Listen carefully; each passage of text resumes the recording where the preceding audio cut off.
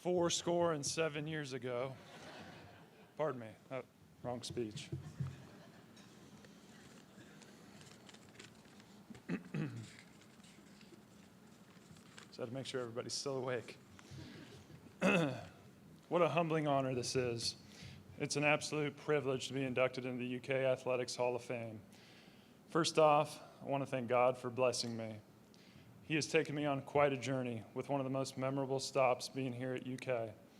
At no point did I ever fathom the idea of standing on this stage, especially having only spent 1 year here after transferring from Edmonds Community College in the Seattle area where I grew up.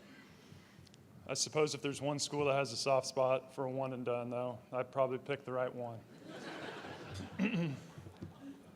Typically, it's associated with another sport, one that's a little more important around here than baseball. Thank you to the committee and the rest of the 2023 inductees. I'd like to talk a little bit about my teammates and our team as a whole in 2006, partly because I don't prefer to sit up here and talk about myself, but mostly because they're the ones largely responsible for me standing up here. In 2006, we won an SEC championship. It was the first and is still the only SEC championship in school history to this day. This came on the heels of finishing in last place the prior year. I don't know how many times the worst to first has been done, if any. I don't know if it's been done since. I don't know if someone wants to do some research on that, but it was quite a testament to the type of guys who were already on our roster and the type of players that our coaching staff brought in the fall of 2005. I was just one piece of that puzzle and someone who wanted to contribute alongside some really good players. One of the reasons our team was so special was because of the leadership of our coaching staff. We had 4 coaches who would all eventually become head coaches at Power 5 conferences. One of those assistants on that team was current head coach Nick Mingione. We're looking forward to that second SEC championship, Coach.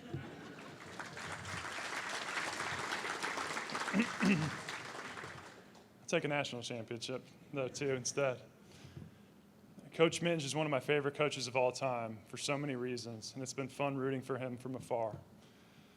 John Cohen was our head coach in 2006. He was as intense and competitive as anyone I've been around. Our team fed off of him, and he gave us an edge. Not very many of us were blue-chip recruits. We had something to prove every time we took the field. Every detail was important to John.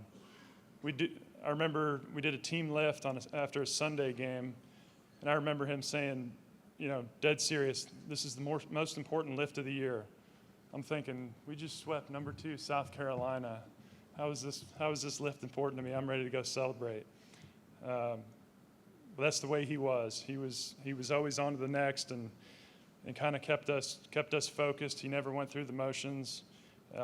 Did everything with a purpose, as did all of us. Then there was Gary Henderson, our pitching coach, who, like me, was originally from the Northwest.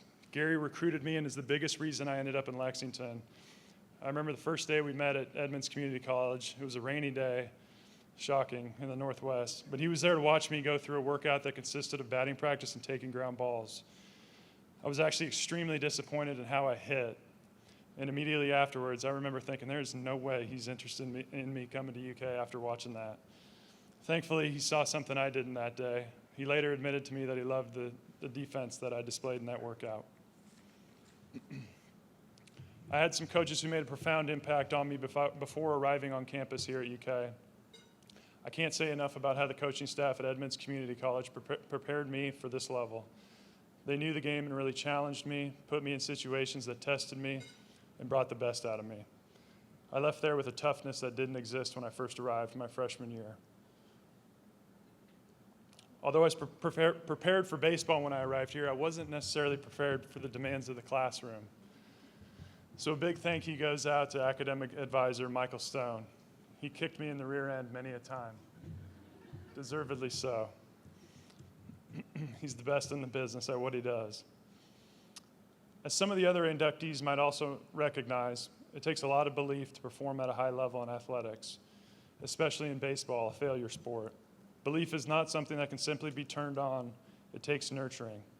I can remember a time my freshman year at Edmonds, As I was casually playing catch before practice, one of my coaches, Kevin Tyson, came up to me out of nowhere, told me he believed I'd be a top-round draft pick. This time I was 18, not even drafted out of high school or recruited much out of high school. And I was really surprised and reluctant to believe him.